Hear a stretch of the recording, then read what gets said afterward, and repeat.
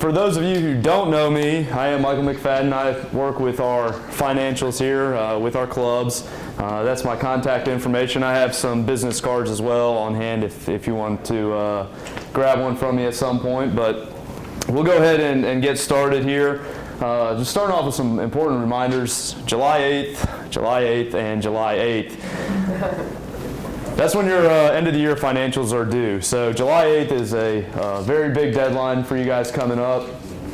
We just had our mid-years January 15th, and there's a lot of leeway with that January 15th deadline because the foundation has to review them, and there's no pressing matter for it with with the IRS or anything like that in our audit.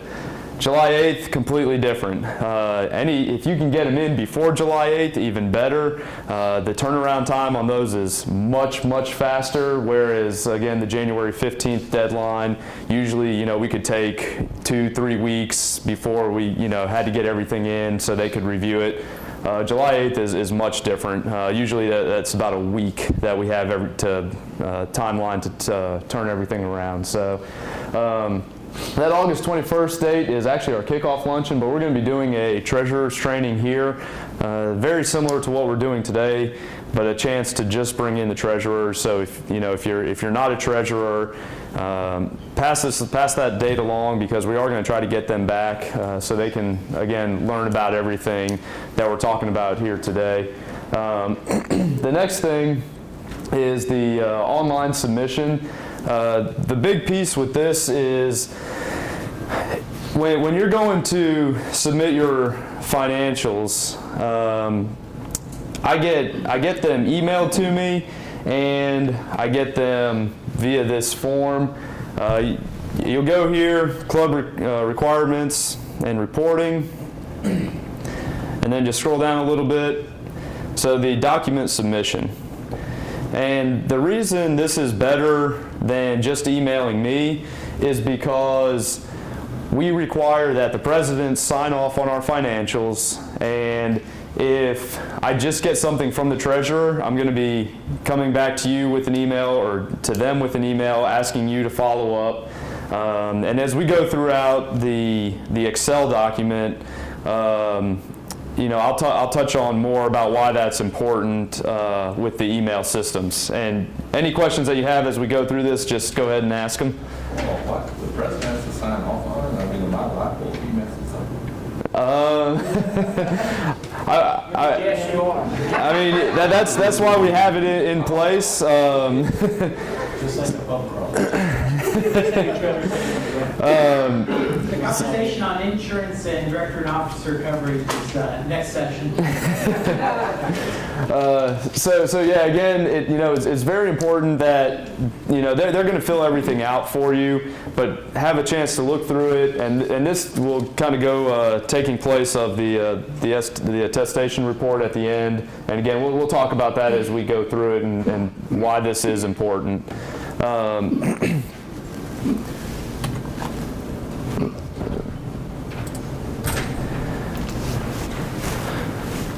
Okay, so the importance of our financials, it's going to help us establish control, especially with the receipts and the expenditures. So being properly recorded, that's very important when you're going to fill out everything at the end of the year or even during the mid-year.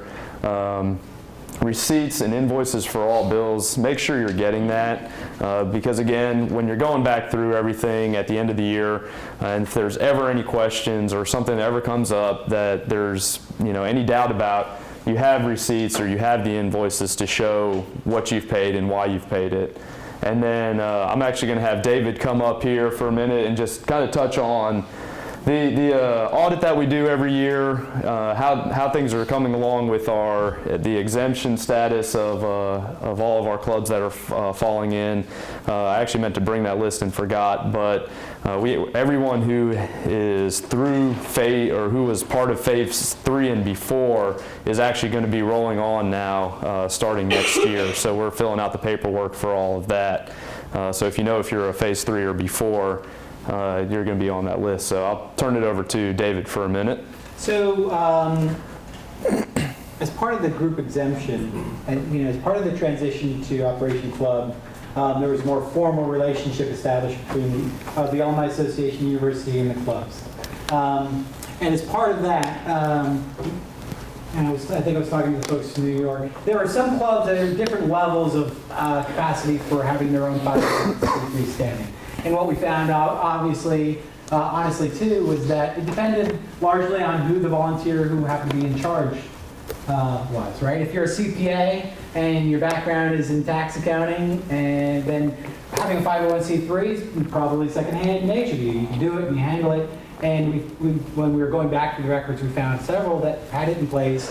But then the next person that came up didn't know how to manage that because it wasn't their background, and it fell to the wayside. And that causes problems later on down the line for an organization.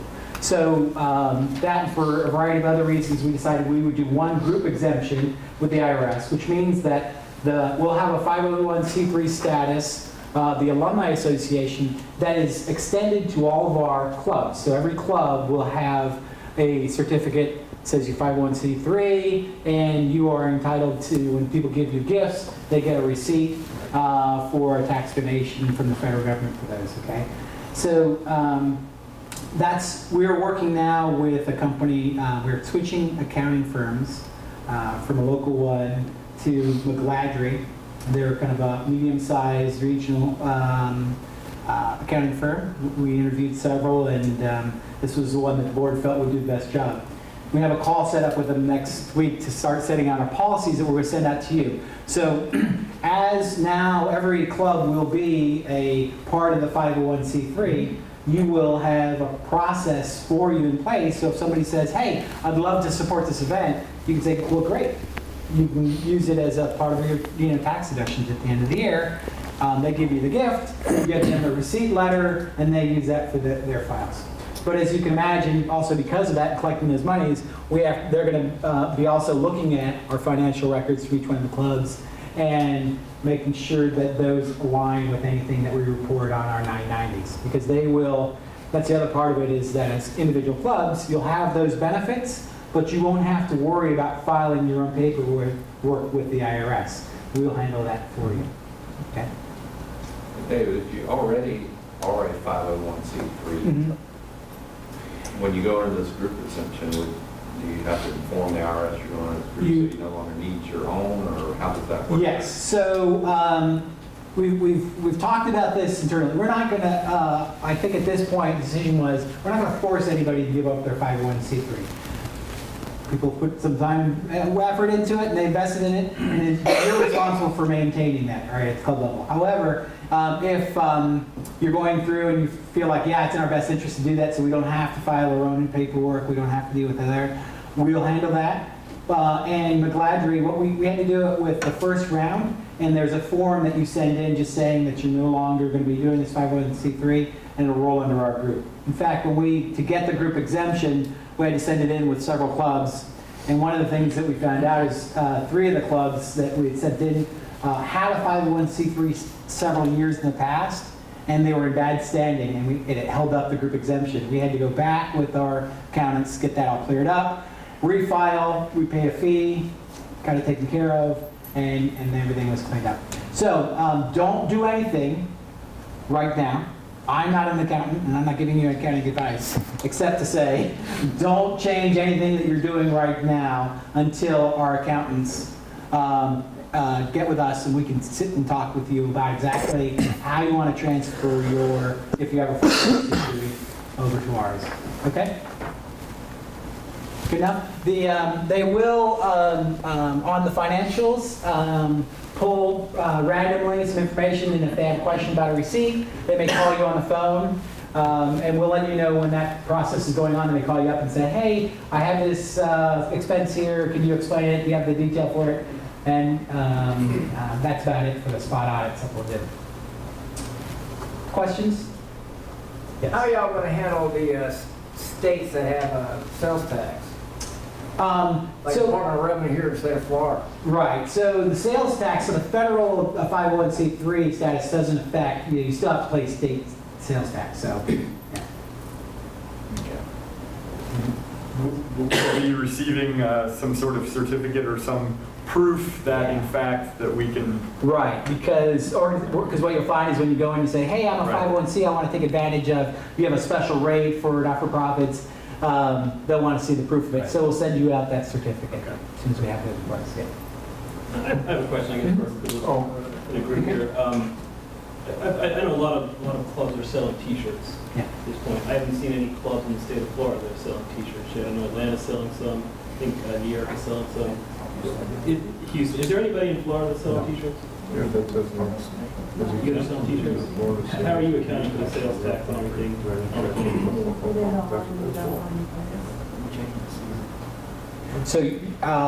So you're handling the tax as you roll it into the price of whatever you're selling it for, and then, Yeah, that's what our current treasurer has been doing as Yeah. the transition right now, so this is my first time okay. kind of getting into the information and details here. And this is why, so when we come back and have our meeting in the fall, we're going to have the folks from McGladrey here as well. So they can get in there, I'm sure there are going to be some detailed question of, hey, we want to do this with our business, how would that impact it? What's the best way to set that up? One of the reasons we selected them is because they have experience with a few other universities who also manage their clubs this way with a group exemption.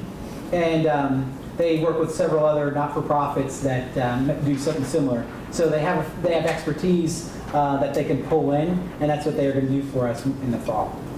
So, yeah, but Is that training going to be web telecast?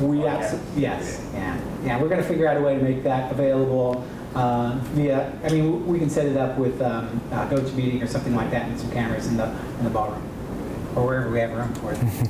In here, there's actually a webcast, so we can actually do it from in here too. So, yeah. Yes. So I was going to answer something on this here. I'll just show it to you rather than holler it out. Okay. If I'm going out to get a donation or I'm going out to do something, I'm using this here.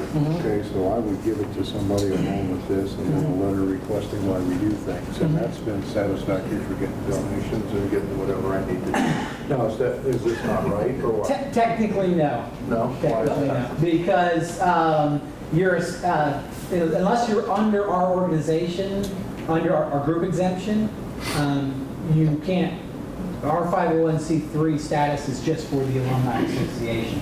Now, the group exemption is recognizing that we have these other groups. We have to file with the IRS the names of those groups every year and the leadership. So what goes on? It goes there, your address, your leadership, the name of your club, and that's filed with the IRS. That's not done yet? That's not done yet. Oh, it hasn't been completed? It's not been completed. And we just got the group exemption this past year. Up until now, it's kind of been everybody. Now, what we've done in the past is sometimes somebody will approach a club and say, I'd love to support you, but I need it to be a 501c3. Yeah. So we've done it where they made the donation to the Alumni Association.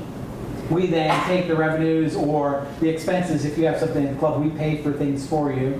And we write the gift letter back to the person who made the donation and cover the expenses at the club level for whatever you're doing.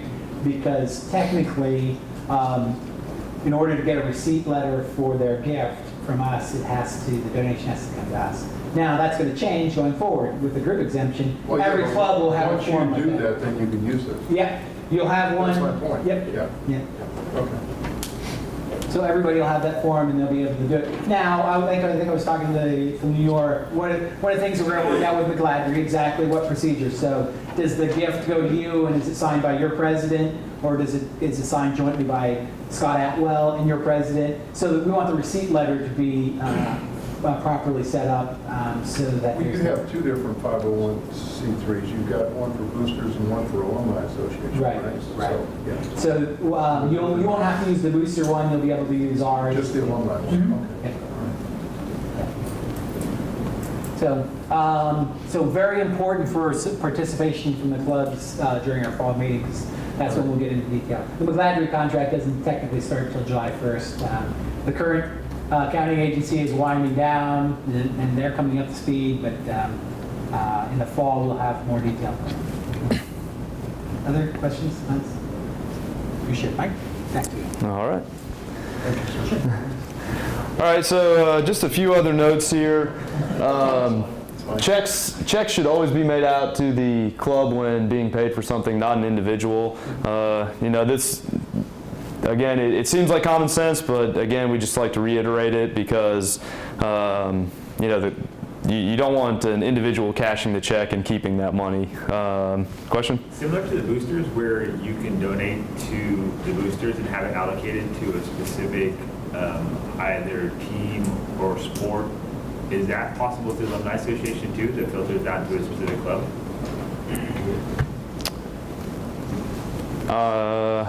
I'm not sure if I'm following that. So if somebody makes a donation to the Alumni Association and earmark it towards the Arkansas Club, Sure. Or a portion of it? a portion of it. Yeah. We don't have separate funds set up that way, but we're certainly will respect the request of the donor. Right? So as a 501c3, one of the things we have to do is if they say, I want to give you this money, and they put on there, it's for you to purchase red chairs, then ethically, that's what we're bound to do. So with the clubs, it's a little bit easier because you're going to know, hey, this is somebody that wants to make a donation. It's going to go through you, and it's going to come back to us. So yeah. Oh, and we've done that in a couple of places already, where the donation came into us, and then we covered the expenses at the club level for. All right. Have up here access to bank accounts. This is actually something that we just went through with one of our clubs.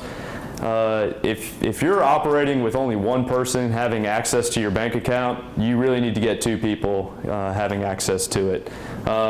Usually a treasurer or president. The reason I say this is because we just spent the last basically 3 months with the club because the treasurer did not respond, and they had to send us basically $1,700 for our memberships that they had collected, and it was such a task in getting in touch with this treasurer that because he was the only one that had access to the account, it was a huge nightmare and very back and forth. So again, make sure you have two individuals on the account. We put up here door prizes, not raffles. This goes back to the IRS and the group exemption stuff. You can't have raffles. They have to be called door prizes. So make sure you're doing that. In our handbook, there's a lot of detail in there about how to set up everything as a door prize and not a raffle and things like that. So, question? What is the difference in the IRS's point of view, I guess? Nobody knows. I think it's the difference between gambling and rewards. Typically welcome to go over and pay for it, raffles and pay for your raffles. So only the people that pay get to win something, whereas door prize, just by showing up, are eligible to win. That's actually a good point. Yep. Talk about rounding numbers. Again, when we start to go through the balance sheet and the income statement, that will make a little bit more sense. But rounding your numbers, obviously if it's 50 cents, you're going high. If 49 cents and below, you're going low. Having your prior year balance, the fundraising. Again, these are university and IRS guidelines. This isn't the Alumni Association coming to you and saying this is what we've set up. We're following the rules that the university has set to us, which they get from the IRS. And another big one that we'll kind of touch on as we go through everything, have your banks change your statement period to month end. That is very, very huge. We're seeing a lot of this, and this just happened with the mid-year financials. We actually bumped back the date for mid-years being due to January 15th. This past year they were due on the 8th. We bumped it back a week because we have so many clubs that don't receive their end of the year bank statement until early January, early to mid-January. So this goes into play when you're starting those end of the year financials. July 8th is at the beginning of that month, which is why it's good to have your bank statements end at that month end, because we can't wait until mid-July for your bank to close out your statement. We need that stuff way before then. So again, now's the perfect time to talk to them. We're a few months out. Have them change that to the month end. Some of the best practices here. This again goes with taking care of money. Set up one cash point at your events. Don't have multiple check-in tables that are controlling cash, because the more people that touch it, the more chance there's error for it. So if you can have everyone coming in at one central point, you definitely want it takes two people there. Again, just to make sure that someone doesn't miss something. If you're having a huge rush of people, you can help get them through okay, but keeping that one point. Again, creating a paper trail. Make sure you give out receipts when necessary. Make sure you have the invoices when necessary, in case we ever have to come back to you. Make deposits immediately. This is, again, a very important factor, because you don't want money just floating around. It gives too much of an opportunity for it to be lost. Somebody may have written you a check and they have that money set aside in their account, but 4 weeks goes by and they haven't seen it cashed. They're going to wonder what's going on. So definitely take care of that.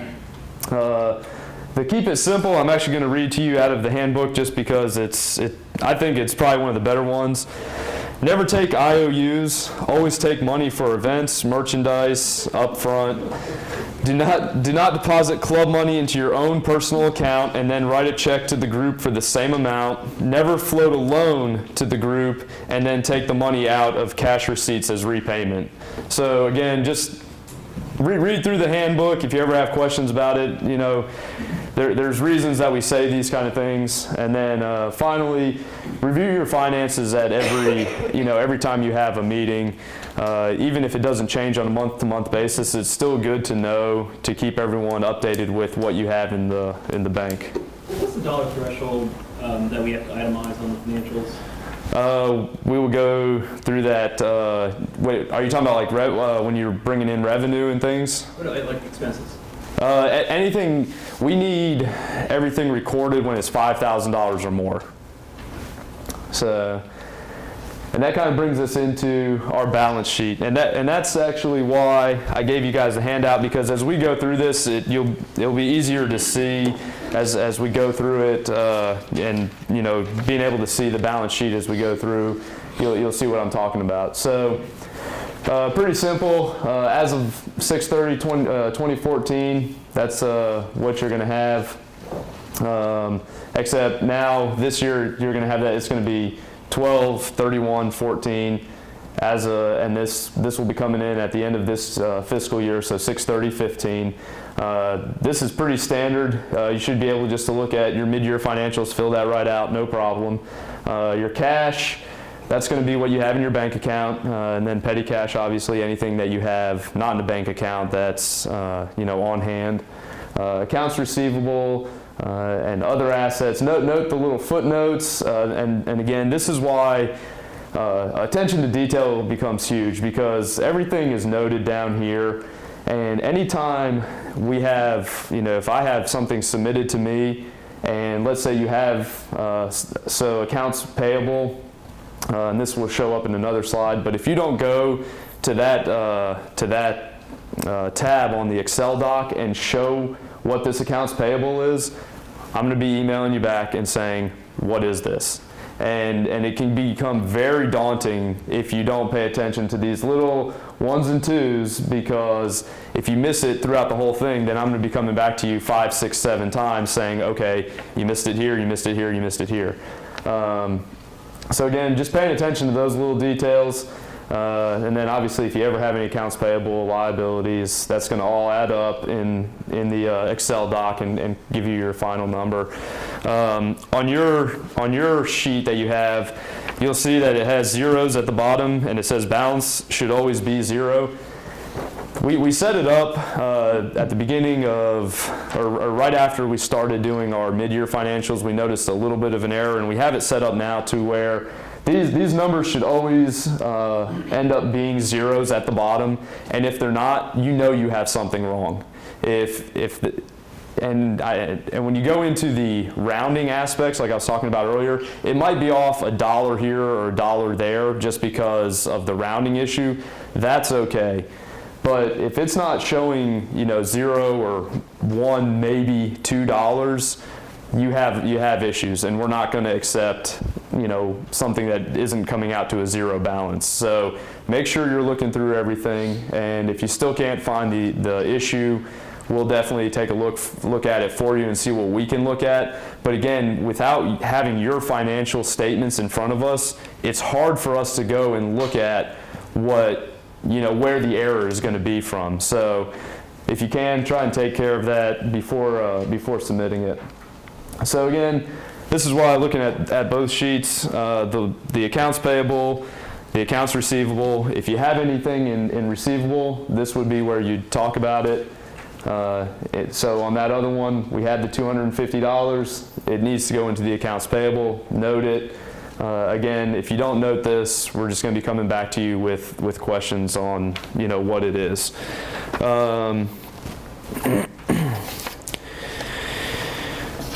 Alrighty. So now we get into the big part of this, the actual breakdown, the income statement. Again, this is going to be all last year, so it should be pretty straightforward, just plugging in those numbers from what you had the year before. This is where we really see the errors all through here. I've seen it to where individuals will put everything in events, they'll put it all in all other, and I can promise you, if you have everything in one of them, you're going to be wrong somewhere. Are the titles to the left going to remain the same as the December titles? Yes, yes. These don't really ever change. They are set up through the foundation, so it's not like we go through and pick and choose new names for things. These are actually set up for what they've created and what they work off of over there. So those will stay the same. We have definitions for all of these and examples for all of these in your handbook. So if you ever have a question, definitely take a look in there, and if you can't figure it out, then give us a call. But again, make sure you're really looking at things, the little footnotes. As we go through again, we'll talk about those. But if you have anything from FSU, it's going to be in the all other category. It's rarely going to be in the events. So again, if I see an income statement that comes in and it's showing it in events, I'm going to send you back and say, hey, is this really events or does it need to be in the all other? Usually you're going to see from FSU, that's going to be your stipend every year. I can't tell you how many income statements I received that showed the money, and then on the details tab, which we'll get to in a few slides, had no details about what that money is. Now I, most of the time, have a good idea that it's your stipend, but the thing is, I'm not going to sit here and type that in and then say you're good to go, because if I do that, then every time you're going to send it to me and it's not going to be right. So I'll be sending these back as often, to get everything correct the first time, and then hopefully, as time goes on, we won't see any problems with this. Travel and entertainment, pretty simple. That's going to be a lot of your event stuff. Anything that you might incur with events. So if it's the materials, postage, obviously that's all going to go there. Transfers to FSU. Again, anything that you're sending to FSU, this usually happens with endowments a lot. If you have an endowment with the foundation, we'll see money coming through there. And then obviously the grants and scholarships, and again, we'll show that breakout as well. But again, as presidents, these are the things that you just kind of want to check over, just making sure everything looks right. Same obviously with treasurers. So here we go. Right on your page, if you look there towards the bottom, you have the grants, scholarships, and fellowships, and there's that little 1. Again, I can't tell you how many times I see money written in there and nothing on this tab. So make sure when you're going through, you're checking through all the tabs, you're filling out everything. Let us know if it's, if it's an organization, the individual. Definitely just, give us that information. Pretty simple, straightforward, but I can't stress it enough how many times I got to send things back because it doesn't have everything. So here we go with the transfers from FSU, transfers to FSU. Again, on that income statement, you'll see the 3s next to those line items. Anything that you got, again, from FSU, that stipend. Again, I know what those stipend numbers are, so if I see that $1,500 or $500, I automatically know that's probably going to be your stipend. So make sure you definitely fill it out. Expenditures to FSU. In this case, there was the transfer to the Endowed Scholarship Fund, so they mark that. Revenue and expenses. So the revenue detail, expenditure detail, and this is what Max was asking just a minute ago. We don't need to know the detail on any revenues unless it totals over $5,000, and the same with the expenses. If it totals over $5,000, that's when we need the information about it. And this is just kind of the overview of it, and then in another section we'll talk about breaking that down a little bit more. If you have multiple events that, let's say you have 5 events that are $3,000 each, that doesn't equal one event over $5,000. It's one event, not a total number of events.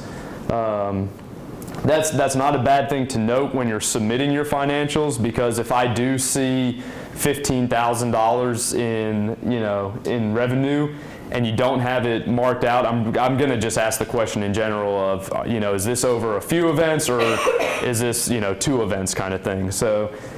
You can definitely make those notes as you go through, and just so we know when we're looking through. And again, make sure you put that little X in the box.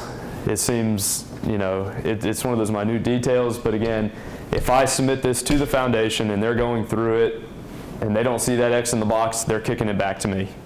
And then same thing, just make sure you fill out the date. One thing you'll note that in this Excel doc, everything that you can fill out is in this little green color. So when you're going through each page, you can see the parts that really need to be filled out. Whoops, wrong button.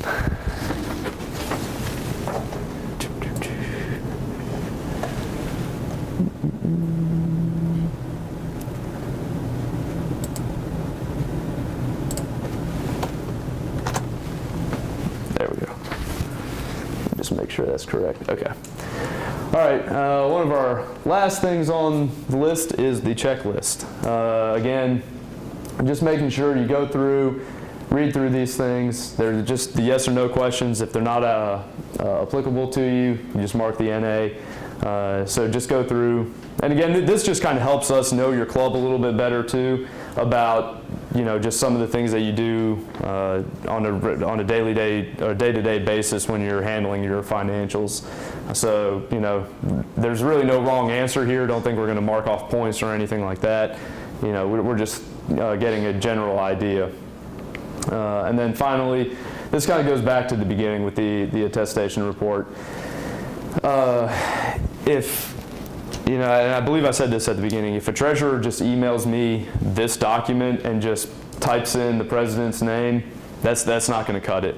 They actually have to physically sign it and send that in separate, or if the treasurer fills everything out, emails that to the president looks through it, submits it through our online submission, that takes care of needing that signature.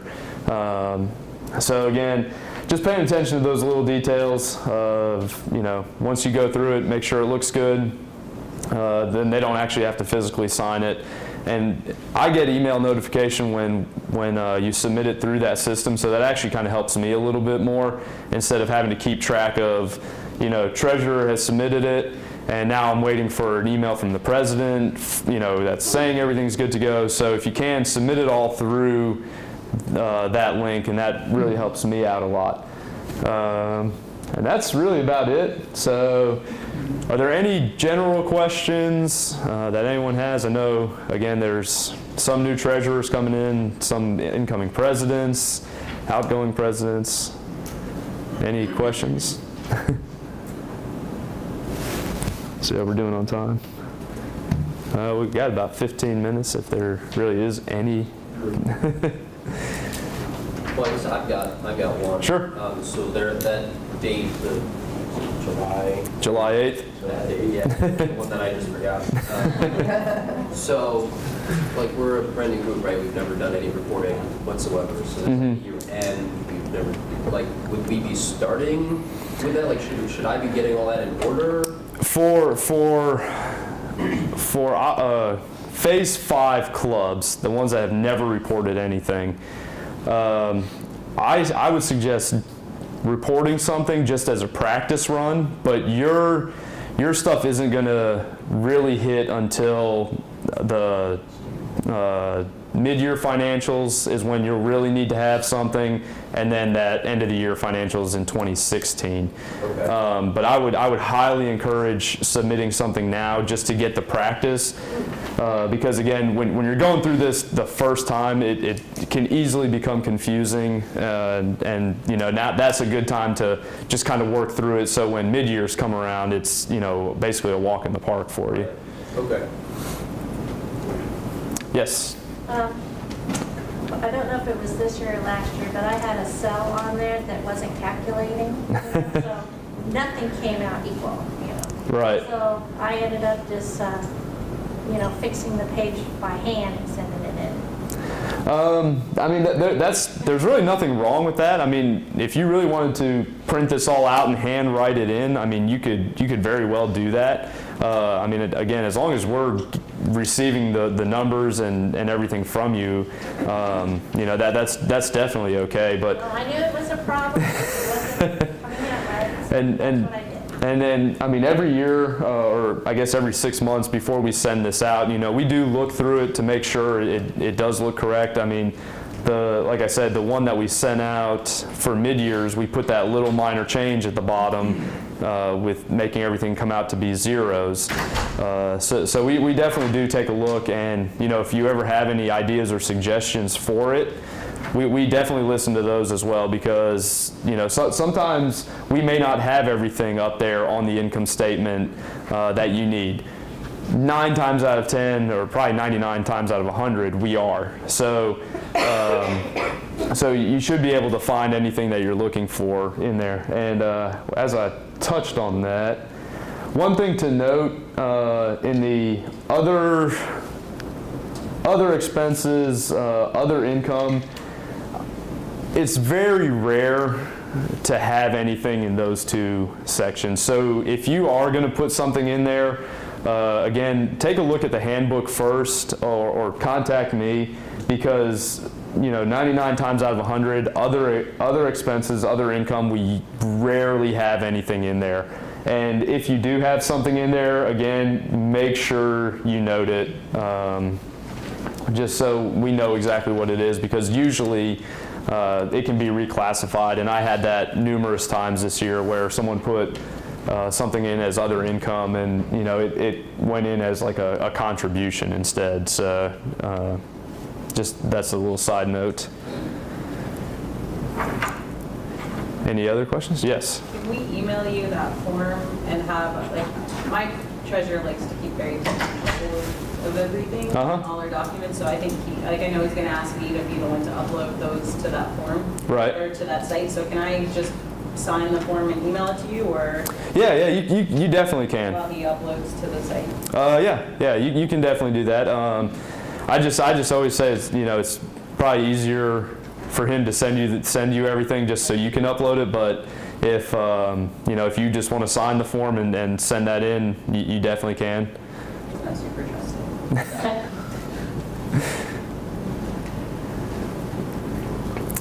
Any other questions? Yes. How are you going to know that the president, is it the email address that you get, that you are notified that he signed it? Yes, it's going to come from his email address. It's going to ask, you know, for his name.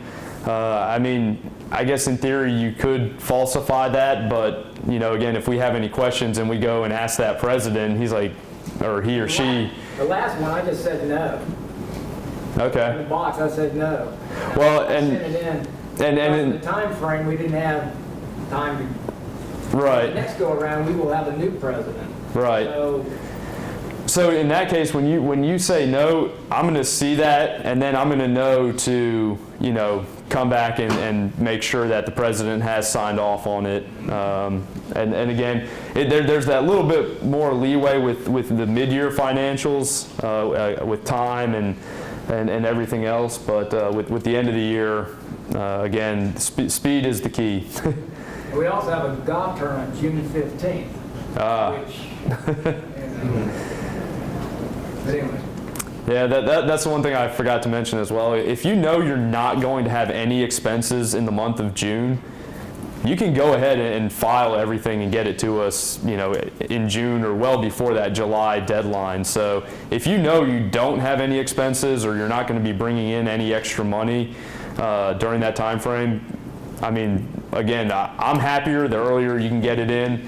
I know the foundation's going to be happier because, again, they have to review these and make sure they look correct.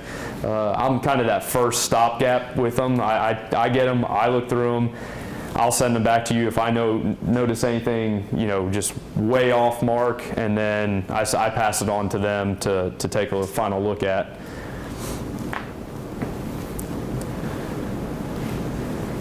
If we're not supposed to have anything under other income or other expenses, why have it on there so that we would accidentally? Because there are those off chances that you can have something. And again, it's not to say that you can't put anything in there. It's just we rarely see anything that goes in there. But from, I think it's been about the last 2 or 3 years, they've really redefined and taken a look at this column of categories, if you will, and really noted the ones that are used most often and the ones that are most applicable to clubs. So they actually have an even bigger list. This is just the ones that they've pulled out from that, which are the ones that we would use more often than not. And I don't think I've ever seen anything come in that didn't fall into one of these categories.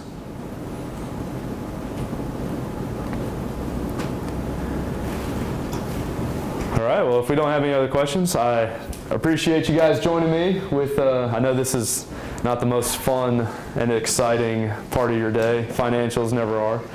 So, but thank you. And again, if you have any questions, definitely shoot me an email or give me a call.